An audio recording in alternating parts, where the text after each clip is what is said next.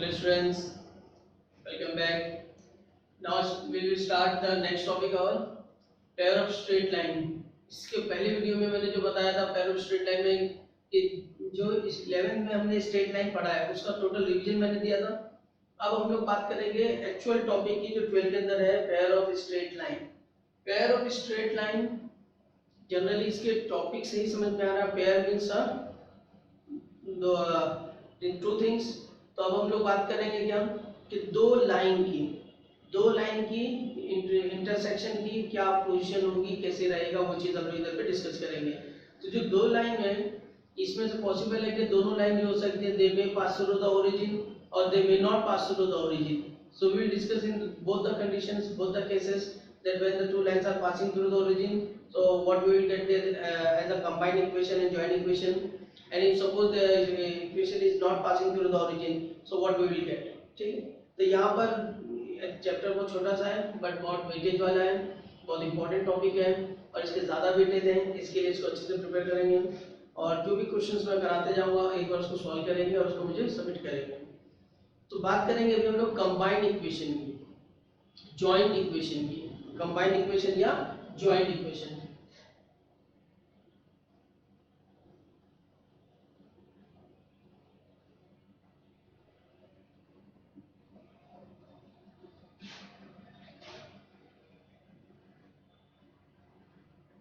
Combined equation और joint equation. It is combined equation या joint equation. इससे हमको समझ में आ रहा है कि दो इक्वेशन को हमको क्या करना है, कंबाइन करना है. तो if suppose we have two equations u equal to 0 and v equal to 0. दो टाइप की इक्वेशन, दो इक्वेशन हमारे पास है. तो u जनरली क्या होगा, ये होगा a1x plus b1y plus c1 equal to 0 और v क्या होगा a2x plus b2y plus c2 equal to 0. ये दो टाइप की इक्वेशन है. जब ये दो टाइप की इक्वेशन को हम कंबाइन करेंगे तो कंबाइन फॉर्म क्या होगा. एक तो हम लोग ने 11 में इसका कॉम्बिनेशन देखे u plus kv equal to 0 के फॉर्म में. It is called the family of line. ये हम लोग ने पढ़े थे कि फैमिली ऑफ लाइन है ना. यहाँ पे हम लोग ने इसके ऊपर क्वेश्चंस भी किए थे. और अब जो पढ़ना है हमको वो जॉइंट इक्वेशन में होगा u into v equal to 0. अगर इस फॉर्मेट में होगा तो हम बोलेंगे इट इज कंबाइंड इक्वेशन. तो आ जाएगा ये कंबाइंड इक्वेशंस या जॉइंट इक्वेशन बोलेंगे हम लोग इसको. ठीक है, कंबाइंड इक्वेशन या जॉइंट इक्वेशन. तो if u and v are the two separate equations तो इनका जो कॉम्बिनेशन है u into v ये हमको मिलेगा, क्या मिलेगा, कंबाइंड इक्वेशन के फॉर्म में मिलेगा. बात समझ में आ गई. अब इसी में फर्स्ट थ्योरम हमारे पास में टेक्स्ट बुक में है, इसके दो थ्योरम हमारे पास में. दो थ्योरम में अभी फिलहाल हम लोग थ्योरम नहीं पढ़ रहे लेकिन सिर्फ थ्योरम को समझेंगे कि थ्योरम बोलना क्या चाह रहा है. तो सबसे पहला थ्योरम ये है कि if suppose u and v are the two separate equations and we join them and combine them as this equation u into v equal to 0. So this u into v is a combined equation of these two. ये first theorem समझा रहा है. ये पहला हो गया. दूसरा ये होगा कि अगर ये दो इक्वेशन जो है, जैसे ये जो इक्वेशन मैंने लिया था, ये इक्वेशन क्या है, this is the equation which is not passing through the origin, है ना, इज अ नॉन ओरिजिन है. तो यहाँ पर क्या होगा, ऐसी दो इक्वेशन अगर हम ले रहे हैं कि जो u और v, ऐसी दो इक्वेशन जो ओरिजिन से पास हो रही है, so their combined equation is a homogeneous equation of degree 2. Combined equation होगी और होमोजेनियस इक्वेशन ऑफ डिग्री 2 होगी. तो ये देखते हैं अभी नेक्स्ट इसके अंदर. देखो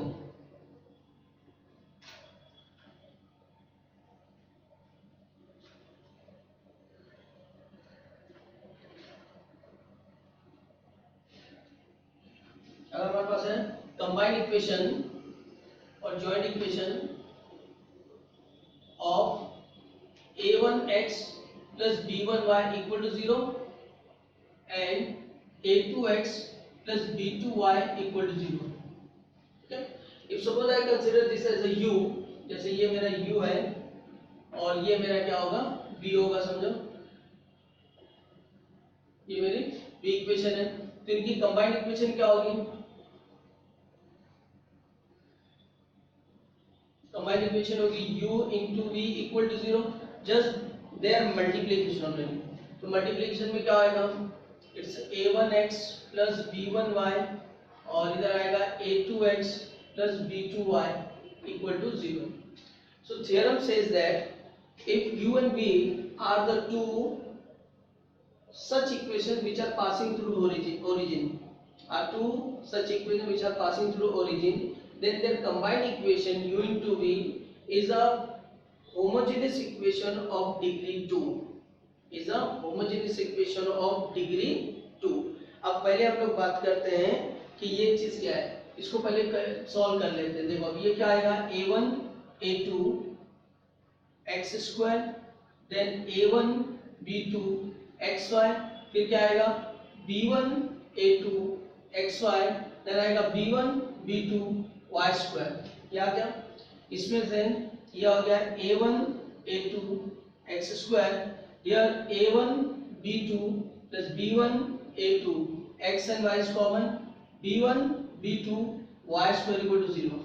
अब इधर जो फैक्ट ये आ रहा है a1 a2, यहाँ पे जो आ रहा है a1 b1 b1 a2 और ये b1 b2, ये कांस्टेंट्स है, यानी ये कोफिशिएंट्स बन जाएंगे किसके, x स्क्वायर के, xy के, y स्क्वायर के। ठीक है, तो हमारे पास कितने टर्म्स आए, 3 टर्म आए। इस टर्म का पावर क्या है, डिग्री क्या है, 2 है। इस टर्म का डिग्री क्या है, इसका 1 इसका 1, 1 प्लस 1 कितना हो जाएगा 2। इस टर्म की डिग्री क्या है 2। तो ऐसी इक्वेशन जिसके हर टर्म की डिग्री सेम हो, कांस्टेंट हो, हम इसको क्या बोलते हैं, होमोजेनियस इक्वेशन। और जो डिग्री सबकी चल रही है वो डिग्री बोल देते हैं। तो it's a homogeneous equation of degree 2। तो हम बोल सकते हैं it's a homogeneous equation of degree 2। बात समझ में आ गई। तो अगर दो सेपरेट इक्वेशंस ओरिजिन से पास होने वाली है तो उनकी जॉइंट इक्वेशन या उनका कंबाइंड इक्वेशन हमेशा क्या मिलेगा, हमको एक होमोजेनियस इक्वेशन मिलेगा of degree 2। But it's inverse और we can say it's converse is not true. Then what it means that every homogeneous equation need not to be two separate equation, need not to be separated in the two single equations। ठीक है, यानी इसका मतलब ये कि दो equation अगर इससे पास हो रही है, ओरिजिन से पास हो रही है, तो उनका कंबाइंड इक्वेशन तो होमोजेनियस देगा। लेकिन एवरी होमोजेनियस इक्वेशन, जैसे एक इक्वेशन ये, अब ये भी होमोजेनियस इक्वेशन है x square plus y square equal to 0। ठीक है, लेकिन इनका फैक्टर हमको दो सेपरेट इक्वेशन नहीं देगा। तो ये सेपरेट इक्वेशन नहीं है, so we are saying that every homogeneous equation need not to be separated in the form of two single equations। तो ये पॉसिबल नहीं है। बात समझ में आ गई। तो ये हमारे पास हो जाएगा। तो जब भी हम लोग इसको सॉल्व करते हैं और इसको सॉल्व करने के बाद में जॉइंट इक्वेशन निकालते हैं, तो हमारे पास जो जॉइंट इक्वेशन आती है वो होमोजेनियस इक्वेशन ऑफ डिग्री 2 होती है। अब ये जो तेरा गंदा गंदा दिख रहा है a1 a2 a1 b2 b1 a2, इतने बड़े बड़े टर्म्स को याद करने के बजाय हम इसको शॉर्ट कर देते हैं और सिंपलीफाई करते हैं। तो जब भी हम लोग को होमोजेनियस इक्वेशन ऑफ डिग्री 2 लिखना होता है तो हम लोग ये इक्वेशन की बजाय ये इक्वेशन लिखते हैं, ax² plus 2hxy plus by square equal to 0। हम लोग क्या लिखते हैं, ax² plus 2hxy plus by square equal to 0। इसको लिखते हैं हम लोग हमेशा। This is a general equation of a homogeneous equation of degree 2। It's a general equation of homogeneous equation of degree 2। Is that clear? ये homogeneous equation की अगर हम लोग बात करें, डिग्री 2 की बात करें, तो हमेशा हम लोग क्या लिखेंगे, ax² plus 2hxy plus by square equal to 0। तो इसको रट लिया जाए, इसको दिमाग में बिठा लिया जाए, ये होमोजेनियस इक्वेशन हमेशा क्या रहेगी, इस फॉर्मेट में रहेगी। अब होमोजेनियस इक्वेशन अगर हम लोग इस फॉर्मेट में लिखते हैं तो इसके सेपरेशन अगर हम लोग करेंगे, इसको अगर हम लोग सेपरेट करेंगे तो हमारे पास दो इक्वेशन मिलेगी। इसकी सेपरेशन दो इक्वेशन में आएगा, y1 इक्वल टू आएगा minus h minus root of x square minus ab upon b x, और दूसरा आएगा y equal to minus h plus root of x square minus a b upon b x. ठीक है, तो generally जैसा हम लोग ने इधर पे थ्योरम में क्या समझे, अब देखो थ्योरम में एक्चुअल में प्रूफ नहीं कर रहा हूं, मैं थ्योरम समझा रहा हूं, तो थ्योरम अब जब प्रूफ रहेगा तो हम लोग अलग से साइड में करेंगे, बाद में उसका वीडियो बना देंगे, वो आप लोग देख लेना। तो यहाँ क्या होता है कि ये दो इक्वेशन क्या थी, ये दो इक्वेशन ओरिजिन से पास हो रही थी, तो इनकी कंबाइंड इक्वेशन हमको ये मिली थी, तो हमने बोला कि ये अगर जनरल इक्वेशन है तो इसकी कंबाइंड इक्वेशन क्या जो जिससे बना है वो क्या मिलेगा, ये मिलेगा। ठीक है, इससे पहले वीडियो में मैं बता चुका हूँ कि इसको हम लोग नॉर्मली क्या लिख सकते हैं, y इक्वल टू m1x लिख सकते हैं, इसको क्या लिख सकते हैं, y इक्वल टू m2x लिख सकते हैं। तो यहाँ पे भी ये इसी फॉर्मेट में आया है, दैट इज ये हमारे पास होगा y इक्वल टू m1x और ये हो जाएगा हमारे पास y इक्वल टू m2x, इस फॉर्मेट में लिख सकते हैं। तो इसका मतलब अगर मैं यहाँ से देखूं m1 की वैल्यू क्या होगी मेरे पास में, ये पूरी m1 की वैल्यू होगी और ये पूरी क्या होगी, m2 की वैल्यू होगी। तो अगर मैं सम ऑफ स्लोप निकालूं m1 प्लस m2, तो ये मुझको क्या देगा, सम कर रहे हैं, ऐड कर रहे हैं, डिनोमिनेटर सेम है तो न्यूमरेटर ऐड होगा, माइनस से ये कैंसिल हो जाएगा, माइनस 2h अपॉन b आएगा, तो ये आ जाएगा माइनस 2h अपॉन b, ये होगा सम ऑफ द स्लोप्स, जो सेपरेट इक्वेशन मिलेगी उसके सम। और अगर प्रोडक्ट निकाले हम लोग m1 इंटू m2 निकाले प्रोडक्ट, दोनों को मल्टीप्लाई करेंगे तो देखो डिनोमिनेटर तो सेम है, न्यूमरेटर में क्या है a माइनस b है और ये a प्लस b का फॉर्मेट दिख रहा है, ये माइनस h a हो गया, माइनस फिर ये रूट ऑफ h स्क्वायर में से a b, ये b हो गया, माइनस h a हो गया प्लस ये b हो गया, तो a minus b a plus b दोनों को मल्टीप्लाई करेंगे तो क्या होगा, h स्क्वायर इससे कैंसिल हो जाएगा, we get ab upon b square, इसको सिंपलीफाई करेंगे तो क्या आएगा a अपॉन b। तो हमारे पास में ये आ जाता है कि सम ऑफ द रूट्स अगर हमको लेना है, सम ऑफ द रूट्स लेना है तो हम लोग क्या बोलेंगे, it's minus 2h upon b, product of roots लेना है तो हम क्या बोलेंगे, इट्स a अपॉन b। तो सम ऑफ रूट्स में minus 2h upon b, product of the roots is a upon b। Is that clear? तो ये हो गया हमारे पास में कि जनरल इक्वेशन होमोजेनियस रहेगी तो उसकी सेपरेट इक्वेशन ये आएगी, और उसके स्लोप अगर बात करें तो m1 m2 ये रहेगा और उनका sum of the slopes and product of the slopes रहेगा। अब क्या होता है कि कभी-कभी हम लोग जो है इस इक्वेशन को किस फॉर्मेट में लिखते हैं, इसके स्लोप के फॉर्मेट में लिखते हैं। तो स्लोप के फॉर्मेट में अगर लिखेंगे तो कैसे लिखेंगे, तो let's see here.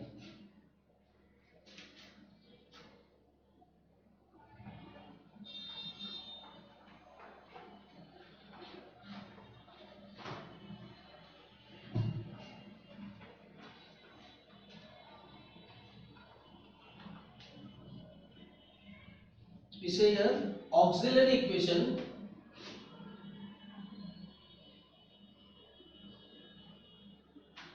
of homogeneous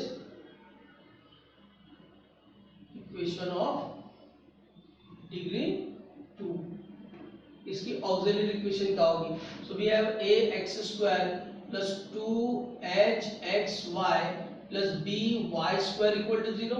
We have now divided by x square, dividing by x square, so we get dividing by x square, so we get here a, then we get here 2hy upon x, then here we get by square by x square equal to 0. We are dividing by x square से divide कर रहे हैं तो पूरा जाएगा, यहाँ x है तो x कटेगा, y के नीचे x आएगा, यहाँ पे आ गया। Now what we know कि ये होमोजेनियस इक्वेशन हमको क्या देती है, दो सेपरेट इक्वेशंस देती है जिसका ओरिजिन से पासिंग में रहता है, तो y equal to m1x y equal to m2x आएगा। अगर मैं इसे m1 की वैल्यू निकालूं तो क्या आएगा, y अपॉन x आएगा। तो इसका मतलब ये है कि ये y अपॉन x को मैं m रख सकता हूं, तो यहाँ पे मैं रख सकता हूं इधर पे, देयरफॉर ये बन जाएगा b m square plus 2hm plus a equal to 0। तो ये हमारी इक्वेशन जो आएगी, ये इक्वेशन रहेगी in terms of slope m, in terms of slope m। So auxiliary equation of this is bm square plus 2hm plus a equal to 0 which is in terms of slope, और उनका slope का सम ये आएगा, product ये आएगा, जो हम लोग पहले डिस्कस कर चुके हैं। ठीक है, तो ये हो गया हमारा ऑक्सिलरी इक्वेशन और ये हो गया हमारी पूरी डिस्कशन। अब ये होता है कि जैसे हम लोग ने बात की है कि अगर दो सेपरेट इक्वेशन है और दो सेपरेट इक्वेशन को हम लोग ज्वाइन करेंगे तो हमको हमेशा क्या मिलेगा, होमोजेनियस इक्वेशन ऑफ डिग्री 2 मिलेगा। ये हो गया। और हमने ये बोला कि अगर होमोजेनियस इक्वेशन ऑफ डिग्री 2 है so it need not to be give us two separate equation. ये जरूरी नहीं है कि दो सेपरेट इक्वेशन देगा। तो हमको समझ में कैसे आएगा, पता कैसे चलेगा कि ये होमोजेनियस इक्वेशन दो सेपरेट इक्वेशन में हो पाएगा और ये होमोजेनियस इक्वेशन दो सेपरेट इक्वेशन में नहीं हो पाएगा। ये डिस्टिंग्विश कैसे होगा, ये कैसे समझ में आएगा हमारे, तो देखो वो समझ में आएगा हमारे इस पॉइंट से। यहाँ पर हमको क्या दिख रहा है, minus H minus root of H square minus A भी दिख रहा है। अब जहाँ पे भी रूट आता है तो रूट में हमको ये याद रखना है कि ये रूट कब होगा, रियल नंबर होना चाहिए। और ये रियल नंबर कब होगा, अगर ये जीरो से बड़ा है या जीरो के बराबर है तो रियल नंबर है, और अगर ये जीरो से छोटा है तो ये रियल नंबर नहीं होगा। अगर ये रियल नंबर नहीं आ रहा है तो मतलब स्लोप एग्जिस्ट नहीं होगा। स्लोप एग्जिस्ट नहीं होगा इसका मतलब ये कभी भी हमको इक्वेशन नहीं देगा, और अगर ये इक्वेशन नहीं देगा तो इसका मतलब वो होमोजेनियस इक्वेशन कभी भी दो सेपरेट इक्वेशन नहीं देगी। क्लियर? तो इसको समझ लेते हैं कि let's see the conditions of separate equations.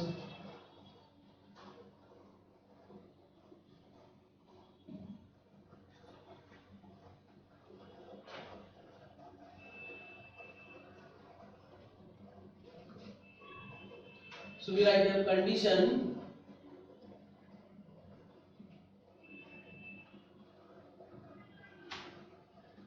to know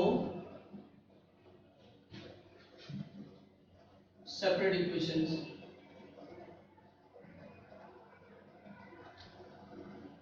ठीक है, what are the condition? First one, अगर हमारे पास में root of if we say h square minus ab if it is greater than 0 रहेगा या इक्वल टू 0 रहेगा, greater than and equal to, so we say homogeneous equation will gives us two separate equation. तो यहाँ क्या होगा, then we get two separate equations. ठीक है, ये हो गया एक बात। अब इसको भी अगर हम लोग डिवाइड करते हैं फर्दर कि जैसे if h square minus a b is greater than 0, सिर्फ ग्रेटर देन है, इक्वल नहीं है, तो हम लोग बोलेंगे क्या, जो दो इक्वेशन मिलेगी ये ग्रेटर देन 0 है, तो जो दो इक्वेशन मिलेगी दो सेपरेट इक्वेशन मिलेगी हम लोग को, तो बोलेंगे we get two distinct equation, we get two distinct equations। ठीक है, ये कंडीशन हमको बताएगा कि हाँ कोई भी सेपरेट इक्वेशन दो सेपरेट इक्वेशन मिलेगी कि नहीं मिलेगी। तो मिलेगी नहीं मिलेगी के लिए अगर इक्वल भी आता तो भी चलेगा और ग्रेटर है तो भी चलेगा। सिर्फ ग्रेटर है तो हमको दो डिस्टिंक्ट इक्वेशन मिलेगी। और इसी की बात करें अगर हम लोग कि ये अगर इक्वल टू 0 है then we get coincident lines. Coincident lines हमको मिलेगी, कैसे मिलेगी, कोइंसिडेंट लाइंस मिलेगी। यहाँ पे टू डिस्टिंक्ट लाइंस मिलेगी, इक्वेशंस या लाइंस लिख लो इसको, टू डिस्टिंक्ट लाइंस मिलेगी, और यहाँ पर क्या होगा, कोइंसिडेंट लाइंस होगी।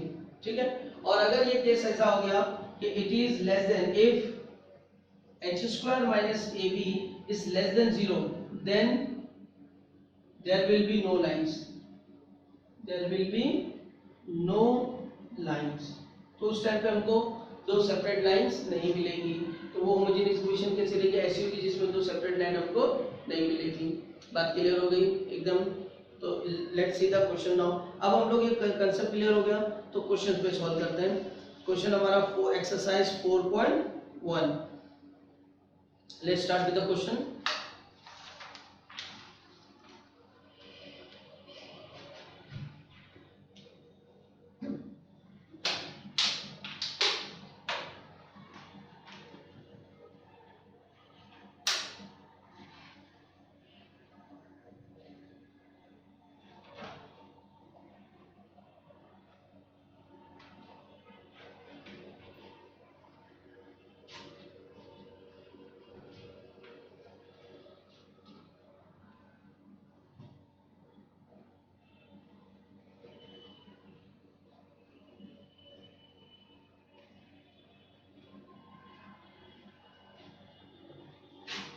चलो देखते हैं क्वेश्चन के exercise 4.1 question number 1।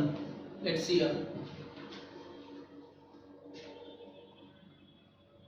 exercise 4.1 question number 1. Find the combined equation. What's the question? Find the combined equation of the following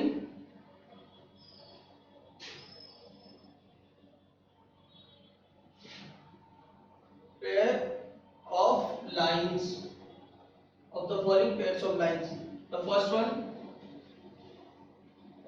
is 2x plus y is equal to 0 and 3x minus y is equal to 0. अब हमको question क्या दिया है, देखो question में क्या दिया हम लोग को, हमको ये मान करना है कि कंबाइंड इक्वेशन, क्या मान करना है, कंबाइंड इक्वेशन। तो कंबाइंड इक्वेशन में क्या होता है, it's your u, it's your v, just we have to multiply them u into v, just we have to multiply and calculate u into v. So क्या होगा, therefore the combined equation is 2x, या हम लिख सकते हैं the combined equations of 2x plus y equal to 0 and 3x minus y equal to 0 is, क्या होगी combined equation, just multiplication 2x plus y and 3x minus y equal to 0, जो separate थी अब उनको मल्टीप्लाई कर देना बस, combined equation. अब क्या हो जाएगा, 2x ये मल्टीप्लाई करो, 2 3 जा 6x स्क्वायर, तो 2x into y minus 2xy, then y into 3x plus 3xy, then y into y minus y square equal to 0. So now therefore 6x square minus plus xy, 3 में से 2 चला जाएगा, xy minus y square equal to 0. तो ये हमारा answer हो गया। अब ये आप देख सकते हैं ये इक्वेशन कैसी है, ओरिजिन से पास हो रही है दोनों इक्वेशन, इनका कंबाइंड इक्वेशन क्या मिला हमको, होमोजेनियस इक्वेशन ऑफ डिग्री 2 मिल गया। तो दिस इज फर्स्ट इक्वेशन। अब क्वेश्चन नंबर 2 देख लेते हैं। क्वेश्चन नंबर 2 में क्या दिया हमको, it's x plus 2y minus 1 equal to 0 and it's x minus 3y plus 2 equal to 0। इनका आपको क्या करना है, कंबाइंड इक्वेशन मालूम करना है। तो क्या आ जाएगा, therefore their combined equation is, क्या हो जाएगा, just multiplication x plus 2y minus 1 and x minus 3y plus 2 is equal to 0। Multiply कर दिए, अब मल्टीप्लाई कर लो, ब्रैकेट ओपन कर लो, x को पूरे ब्रैकेट से करेंगे तो x into x square minus x into 3y 3xy, x into 2 2x, then plus 2y into x 2xy, 2y into 3y minus 6y square, 2y into 2 plus 4y, then multiply with this, तो minus 1 से multiply करेंगे, minus x plus 3y minus 2 is equal to 0। ये पूरा हो गया। अब इसको simplify कर लो, तो यहाँ एक्स स्क्वायर के एक ही टर्म है पूरे में, तो हमारे पास आएगा एक्स स्क्वायर, एक्स वाई के कितने टर्म है, देखो इधर एक एक्स वाई है, इधर एक एक्स वाई है, दो एक्स वाई हो गया, कितना हो गया 3, और ये माइनस है ये प्लस है, तो क्या आएगा माइनस एक्स वाई, ये आ गया। फिर वाई स्क्वायर के कितने टर्म है, या एक्स के कितने टर्म है, एक्स के कितने, नॉर्मली हम लोग पहले वाई बता दो क्यों मैं बोल रहा हूँ, वाई स्क्वायर कितने टर्म है, एक ही है, तो मैंने लिख दिया माइनस 6 वाई स्क्वायर। अब x के कितने टर्म है, इधर पे एक x है, ठीक है, और इधर पे एक x है, कितना हो जाएगा प्लस 2x माइनस x, तो प्लस x होगा। फिर ये हम लोग ने ले लिए 4y 3y, कितना हो गया 7y and minus 2 is equal to 0। तो ये हमारे पास में इक्वेशन आ गई। अब आप इस इक्वेशन को अगर देखेंगे तो देखो हमारे पास में गिवन इक्वेशन क्या था, गिवन इक्वेशन था दोनों जो इक्वेशन है दोनों ओरिजिन से पास नहीं हो रही है, और नॉन ओरिजिन से पास होने वाली इक्वेशन की जो कंबाइंड इक्वेशन आई है वो कैसी आई है, it is non homogeneous equation, ये नॉन होमोजेनियस इक्वेशन आई है, ठीक है ना। इतना पार्ट जो दे रहा है आपको ये क्या है, नॉन होमोजेनियस बता रहा है। तो इस तरह से हम लोगों से क्वेश्चन को क्या करना है, समझना है और उसको सॉल्व करना है कि होमोजेनियस है या नहीं है। ठीक है, अब जो क्वेश्चन हमारे पास में क्वेश्चन नंबर 3 एक देख लेते हैं। नेक्स्ट में